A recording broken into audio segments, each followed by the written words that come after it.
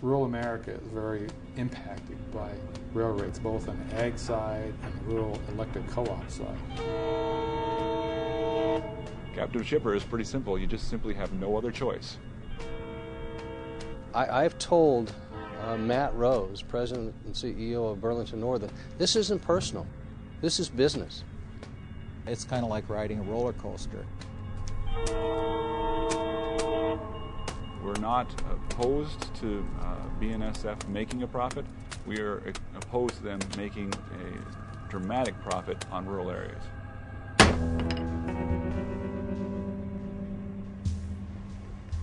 Power plants need railroads to make electricity. Most electricity is made using coal, especially in rural areas. But few power plants sit beside a coal mine. Most of the coal needs to be delivered by rail.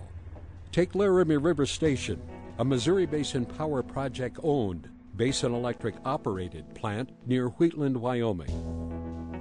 Laramie River consumes about 24,000 tons of coal every day. Western Fuels is responsible for purchasing and delivering all the fuel to Laramie River Station. So under a membership agreement, that is what our responsibilities are. And as one railroad, there's no other competition.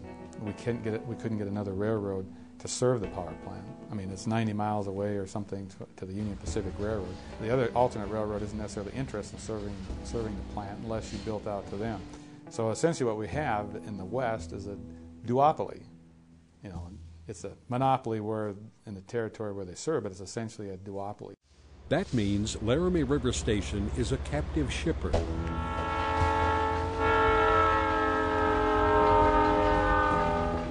In 2004, BNSF Railways' contract with Western Fuels expired. The railroad began charging Basin Electric and Western Fuels double what they had been for the last 20 years.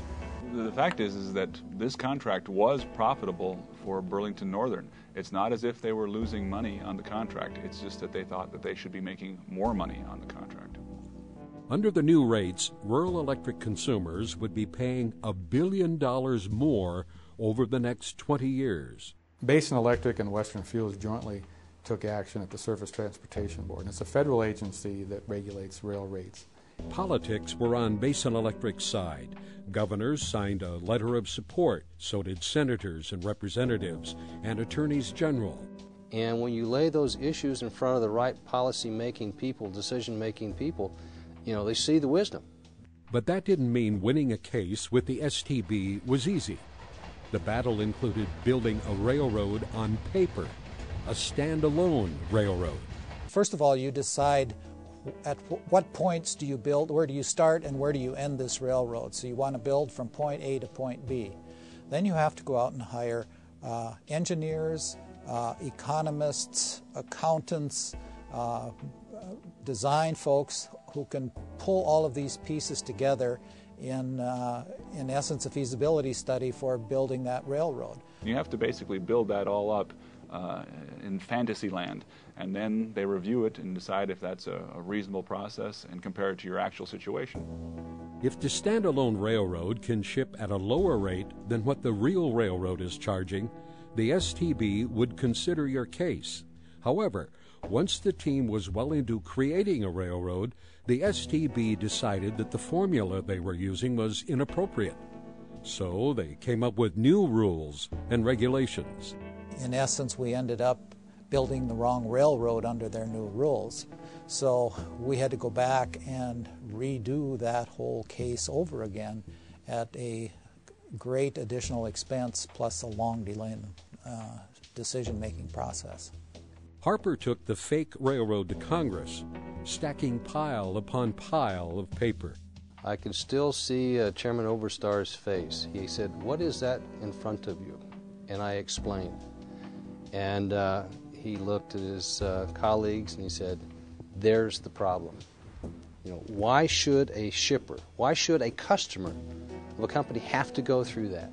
Finally, in February 2009, the STB found that Burlington Northern was charging unreasonably high rates. The railroad had to stop charging the high rates and pay back the excess they'd been collecting since 2004.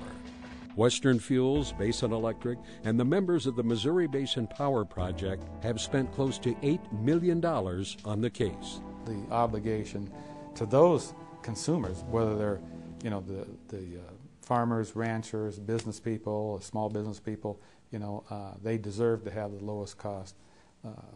Electricity and fuel being a big part of that, they deserve to have the lowest cost. And it's our fuel for the power plant, and it's our responsibility, to do that. From day one through today, there has been nothing but solid support amongst the 6 participants for this whole process. There has never been anybody that has said, we ought to stop. That is a solid commitment. It's an amazing example. BNSF Railway has appealed the case to the U.S. Court of Appeals.